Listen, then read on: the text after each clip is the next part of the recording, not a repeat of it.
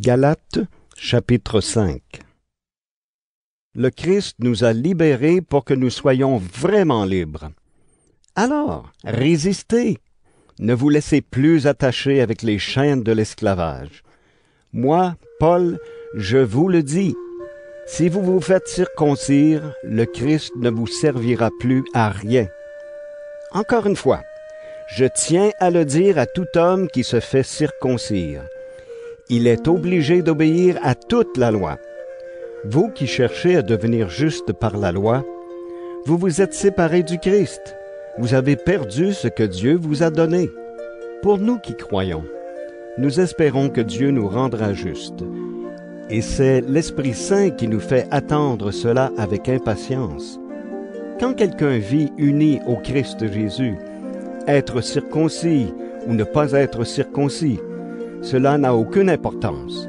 Ce qui compte, c'est de croire et de montrer sa foi en aimant. Vous étiez bien partis. Qui vous a barré la route et vous empêche d'obéir à la vérité? Cet empêchement ne vient pas de Dieu qui vous appelle. Un peu de levain fait lever toute la pâte. Pourtant, le Seigneur me donne confiance à votre sujet. Vous ne penserez pas autrement que moi. Mais tous ceux qui sèment le désordre chez vous seront condamnés sans exception. Et moi, frères et sœurs, est-ce que j'annonce encore que nous avons besoin d'être circoncis? Si oui, pourquoi est-ce qu'on continue à me faire souffrir? En effet, si j'annonce cela, la croix du Christ n'est plus un obstacle pour personne. Eh bien, ceux qui sèment le désordre chez vous n'ont qu'à se mutiler complètement. Vous, frères et sœurs, vous avez été appelés à la liberté, mais cette liberté ne doit pas être une excuse pour vos désirs mauvais. Au contraire, mettez-vous au service les uns des autres avec amour. Toute la loi de Moïse est contenue dans un seul commandement. Tu dois aimer ton prochain comme toi-même. Mais si vous vous mordez et si vous vous blessez les uns les autres, attention, vous allez vous détruire. C'est pourquoi je dis, laissez l'Esprit Saint conduire votre vie. Ainsi vous ne suivrez pas vos désirs mauvais. Ces désirs mauvais luttent contre l'Esprit Saint, et l'Esprit Saint lutte contre ces désirs.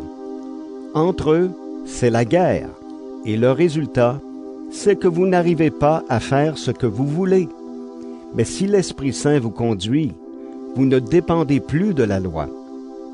Ce que les désirs mauvais produisent, on le voit bien. Ils mènent une vie immorale et mauvaise. Ils se conduisent n'importe comment. Ils adorent les faux dieux. Ils pratiquent la sorcellerie. Ils détestent les autres. Ils se disputent. Ils sont jaloux.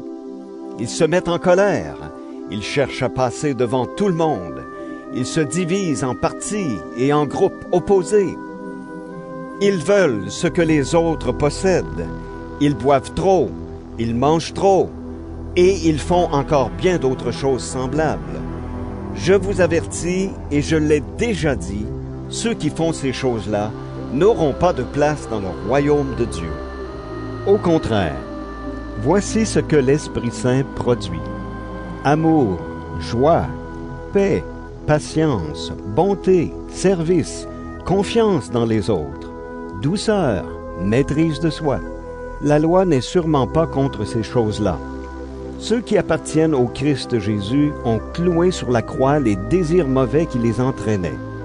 Puisque l'Esprit Saint nous fait vivre, laissons-nous conduire par cet Esprit. Ne soyons pas orgueilleux. Entre nous, pas de dispute. Entre nous, pas de jalousie.